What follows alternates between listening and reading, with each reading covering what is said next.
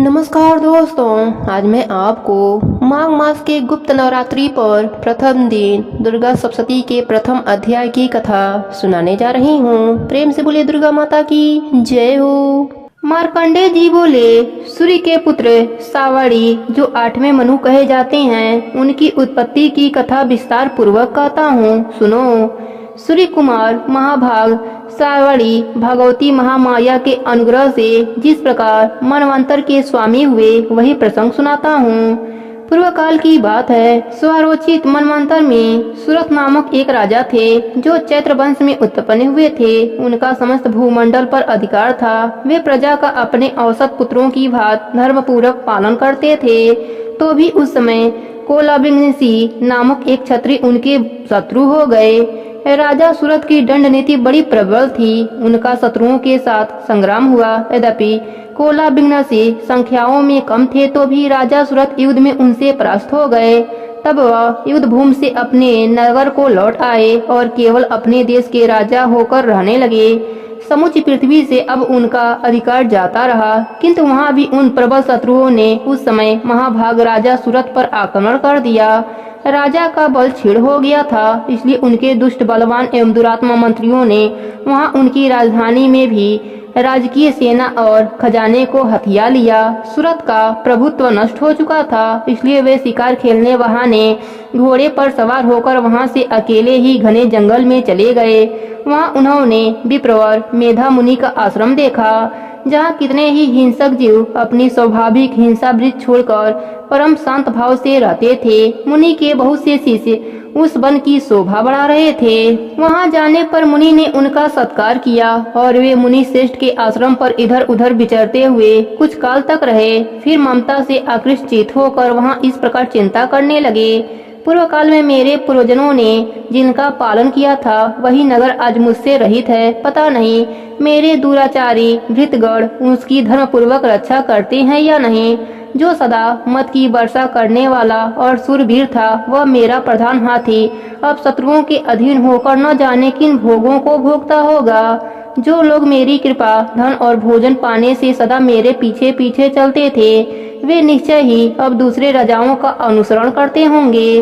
उन अपव्ययी लोगों के द्वारा सदा खर्च होते रहने के कारण अत्यंत कष्ट से जन्मा हुआ मेरा वह खजाना खाली हो जाएगा।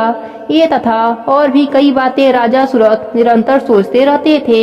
एक दिन उन्होंने वहां विप्रवर मेधा के आश्रम के निकट एक वैश्य को देखा और उनसे पूछा, भाई तुम कौन हो? यहाँ तुम्हारे आने का क्या कारण है? तुम क्यों शोकग्रस्त और अनमने से दिखाई देते हो? राजा सूरत का यह प्रेम पूर्वक कहा हुआ वचन सुनकर वैश्य ने विनती भाव से उन्हें प्रणाम करके कहा, राजन, मैं धनियों के कुल में उत्पन्न हुआ एक वैश्य हूँ। मेरा नाम समाधि है। मेरे दुष्ट स्त्री पुत्रों ने धन के लोभ से मुझे घर से बाहर निकाल दिया है। मैं इस समय धन, स्त्री और पुत्रों से वंचित हूँ। मेरे विश्वनीय बंधुओं ने मेरा ही धन लेकर मुझे दूर कर दिया है, इसलिए दुखी होकर मैं वन में विचल रहा हूँ।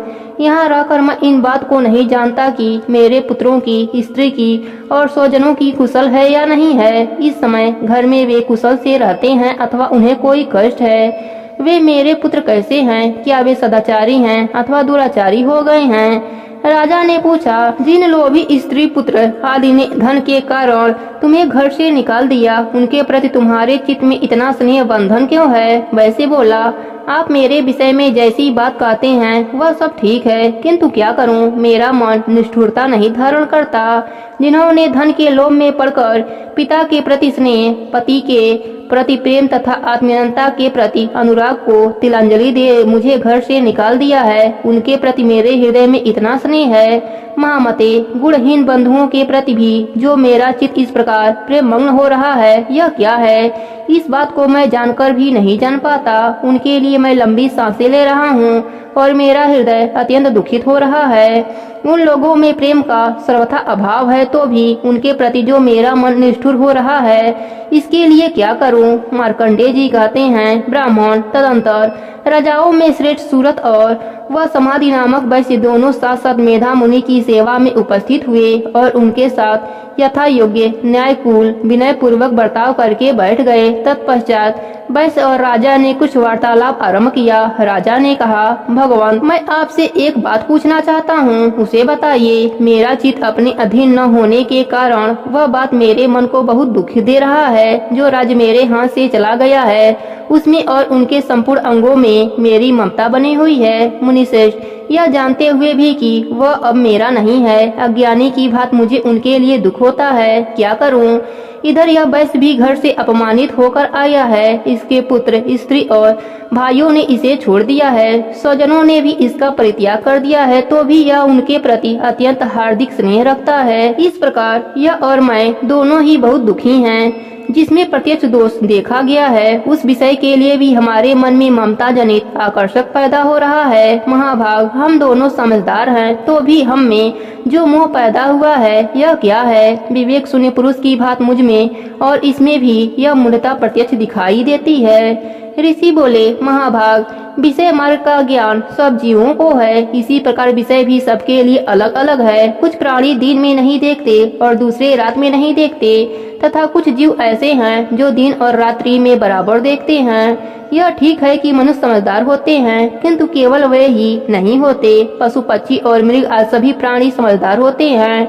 मनुष्यों की समझ भी वैसे ही होती है जैसी उन मृग और पक्षियों की होती है, तथा जैसी मनुष्यों की होती है वैसे ही उन मृग, पक्षी आदि की भी होती है। यह तथा अन्य बातें भी प्रायः दोनों में समान ही है। समझ होने पर भी इन पक्षियों को तो देखो, यह स्वयं भूख से पीड़ित होते हुए भी मोहवश बच्चों की चोंच में कितने चाव से अन्न के दाने डालते हैं। नरश्रेष्ठ, क्या तुम नहीं देखते कि यह मनुष्य समझदार होते हुए भी लोभवश अपने किए हुए उपकार का बदला पाने के लिए पुत्रों की अभिलाषा करते हैं? तथापि उन लोगों में समझ की कमी नहीं है, तथापि वे संसार की स्थिति बनाए रखने वाले भगवती महामाया के प्रभाव द्वारा ममतामय भंवर से युक्त मोह के गहरे गर्त में गिराए गए हैं। इसलिए इसमें आश्चर्य नहीं करना चाहिए। जगदीश्वर भगवान विष्णु की योग निद्रा रूपा जो भगवती महामाया हैं, उन्हीं से यह जगत मोहित हो रहा है।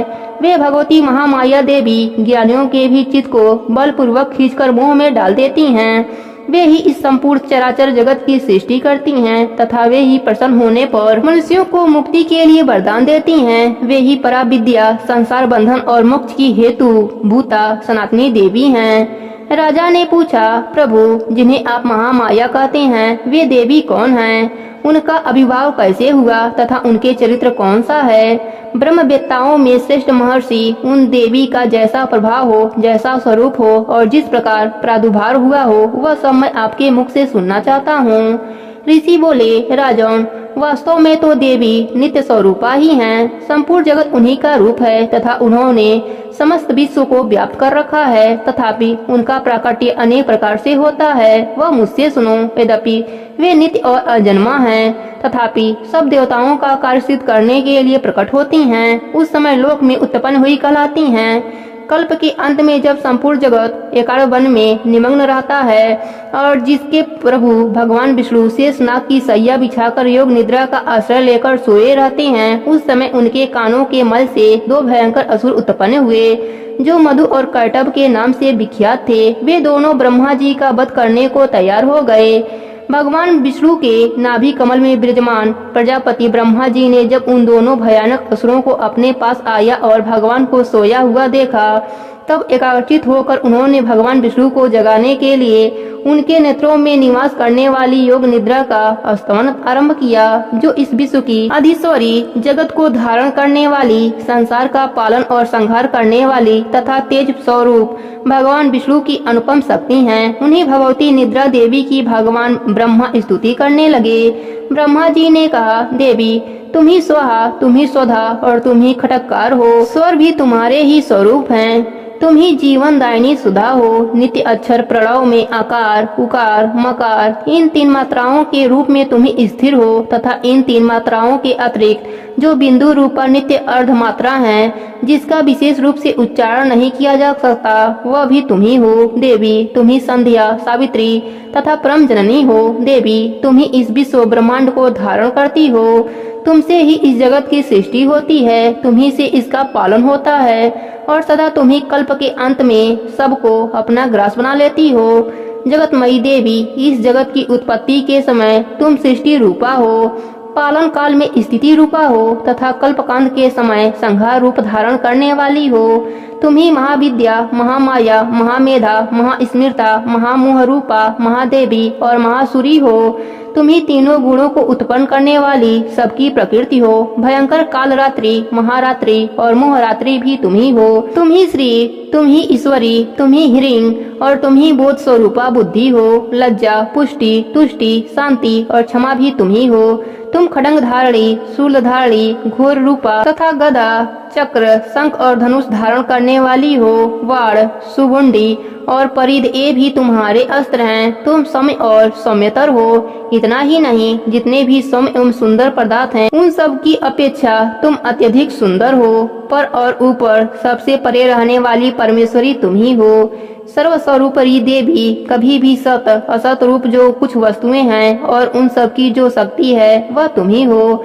ऐसी अवस्था में तुम्हारी स्तुति क्या हो सकती है? जो इस जगत की सृष्टि, पालन और संहार करते हैं उन भगवान को भी जब तुमने निद्रा के अधीन कर दिया है, जब तुम्हारी स्तुति करने में यहाँ कौन समर्थ हो सकता है? मुझको, भगवान शंकर को तथा भगवान विष्णु को भी तुमने ही शरीर धारण कराया है, अतः तुम्हारी स्तुति करने की शक्ति किसमें है? देवी, तुम तो अपने इस उदार प्रभावों से ही प्रशंसनीय हो। ये जो दोनों असुर मधु और कैटव हैं, इनको मुंह में डाल दो और जगदीश्वर भगवान विष्णु को शीघ्र ही जगा दो। साथ ही इनके भीतर इन दोनों महान असुरों को मार डालने की बुद्धि उत्पन्न कर दो। ऋषि कहते हैं, राजन, जब ब्रह्मा जी ने वहाँ मधु और कैटव को मारने के उद्देश्य से भगवान विष्णु को जगाने के लिए तमोगुण की अधिष्ठात्री देवी योग निद्रा की इस प्रकार स्तुति की, तब वह भगवान के नेत्र, मुख, नासिका, बाहु, हृदय और वक्ष स्थल से निकलकर अव्य जन्म ब्रह्मा जी की दृष्टि के समझ खड़ी हो गईं। योग निद्रा से मुक्त होने पर जगत के स्वामी भगवान जनार्दन उस 51 वर्ष के जल में शेष नाग की सैया से जाग उठे। फिर उन्होंने उन दोनों असुरों को देखा। वे दुरात्मा मधु और कैटव अत्यंत बलवान तथा पराक्रमी थे और क्रोध से लाल आंखें किए ब्रह्मा जी को खा जाने के लिए उद्यत हुए। तब भगवान श्री हरि ने उठकर उन दोनों के साथ 5000 वर्षों तक केवल बाहु युद्ध किया। वे दोनों भी अत्यंत बल के कारण उन्मत्त हो रहे थे। इधर महामाया ने भी उन्हें मोह में डाल रखा था, इसलिए वे भगवान विष्णु से कहने लगे, हम तुम्हारी वीरता से संतुष्ट हैं, तुम हम लोगों से कोई भी वर मांग लो। श्री भगवान बोले, यदि तुम दोनों मुझ पर प्रसन्न हो तो अब मेरे हाथों से मारे जाओ। बस इतना सा ही मेरे को वर दे दो, यहाँ दूसरे किसी वर से क्या लेना है।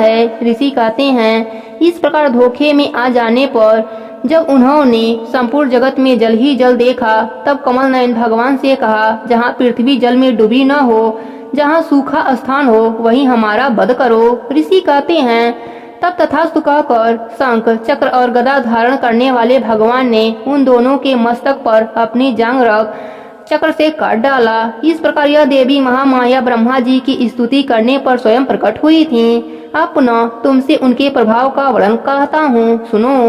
यहीं पर पहले अध्याय की कथा समाप्त होती है। प्रेम से बोलिए दुर्गा माता की जय हो। अब सुनते हैं 10 महाविद्याओं में प्रथम काली माता की कथा। प्रेम से बोलिए काली माता की जय हो। 10 महाविद्याओं में काली माता प्रथम है। महाभागवत के अनुसार महाकाली ही मुख्य हैं और उन्हीं के उग्र और सौम्य 2 रूपों में अनेक रूप धारण करने वाली 10 महाविद्याएं हैं। विद्यापति भगवान शिव की शक्तियां, यह महाविद्याएं अनंत सिद्धियां प्रदान करने में समर्थ हैं। दार्शनिक दृष्टि से भी काल तत्व की प्रधानता सर्वोपरि है, इसलिए महाकाली या काली ही समस्त विद्याओं की आदि हैं, अर्थात उनकी विद्यामय विभूतियां ही महाविद्याएं हैं। ऐसा लगता है कि महाकाली की प्रियतमा काली ही अपने दक्षिण और वाम रूपों में 10 महाविद्याओं के नाम से विख्यात हुई। तंत्र में कहा गया है कि रक्त और कृष्ण भेद से काली ही 2 रूपों में अधिष्ठित हैं। कृष्णा का नाम दक्षिणा और रक्तवर्णा का नाम सुंदरी है। कालिका पुराण में कथा आती है कि एक बार हिमालय पर अवस्थित मतंग मुनि के आश्रम में जाकर देवताओं ने महामाया की स्तुति की। स्तुति से प्रसन्न होकर मर्तंग वनिता के रूप में भगवती ने देवताओं को दर्शन दिया और पूछा कि तुम लोग किसकी स्तुति कर रहे हो। उसी समय देवी के शरीर से काले पहाड़ के समान वर्ण वाली एक और दिव्य नारी का प्रकट हुआ। उस महातेजस्विनी ने स्वयं ही देवताओं की ओर से उत्तर दिया कि यह लोग मेरा ही स्तमन कर रहे हैं। वे काजल के समान कृष्णा थीं, इसलिए उनका नाम काली पड़ा। दुर्गा सप्तशती के अनुसार एक बार शुंभ निशुंभ के अत्याचार से व्यथित होकर देवताओं ने हिमालय पर जाकर देवी सुक्ति से देवी की स्तुति की। तब गौरी की देह से कौशिकी का प्रकट हुआ। कौशिकी के अलग होते ही अम्बा पार्वती का स्वरूप कृष्ण हो गया, जो काली नाम से विख्यात हुई। काली को नील रूपा होने के कारण तारा भी कहते हैं। नारद पंचांग के अनुसार एक बार काली के मन में आया कि वह पुनः गौरी हो जाएं। यह सोचकर वे अंतर ध्यान हो गईं। शिव जी ने नारद जी से उनका पता पूछा। नारद जी ने उनसे सुमेर के उत्तर में देवी के प्रकट उपस्थित होने की बात कही। शिव जी की प्रेरणा से नारद जी वहां आए। उन्होंने देवी से शिव जी के साथ विवाह का प्रस्ताव रखा। प्रस्ताव सुनकर देवी क्रोधित हो गईं और उनकी देह से एक अन्य खोड़सी विग्रह प्रकट हुआ और उनसे छाया विग्रह त्रिपुर भैरवी का प्रकट हुआ। काली की उपासना में संप्रदायगत भेद है। प्रायः 2 रूपों में उनकी उपासना का प्रचलन है। भव बंधन मोचन में काली की उपासना सर्वोत्कृष्ट कही जाती है। शक्ति साधना के 2 पीठों में काली की उपासना श्याम पीठ पर करने योग्य है। भक्ति मार्ग में तो किसी भी रूप में उन महामाया की उपासना फलप्रदा है, पर सिद्धि के लिए उनकी उपासना वीर भाव से की जाती है। साधना के द्वारा जब अहंता ममता और भेद बुद्धि का नाश होकर साधक में पूर्ण शिशुत्व का उदय हो जाता है, तब काली का श्री विग्रह साधक के समक्ष प्रकट हो जाता है। उस समय भगवती काली की छवि औरणीय होती है। काजल के पहाड़ के समान दिवंसना मुक्ति शंकुंतला सौ पर आरूढ़ मुक्त माला धारिणी भगवती काली का प्रत्यक्ष दर्शन साधक को कृतार्थ कर देती है। तांत्रिक मार्ग में यद्यपि काली की उपासना दीक्षा गम्य है, तथापि अनन्य शरणागति के द्वारा उनकी कृपा किसी को भी प्राप्त हो सकती है। मूर्ति मंत्र अथवा गुरु द्वारा उपदिष्ट किसी भी आधार पर भक्ति भाव से मंत्र जप पूजा होम और पुरंक्षण करने से भगवती काली प्रसन्न हो जाती हैं। उनकी प्रशंसा से साधक को सहज ही संपूर्ण अभिष्टों की प्राप्ति हो जाती है। प्रेम से बोली काली माता की जय हो।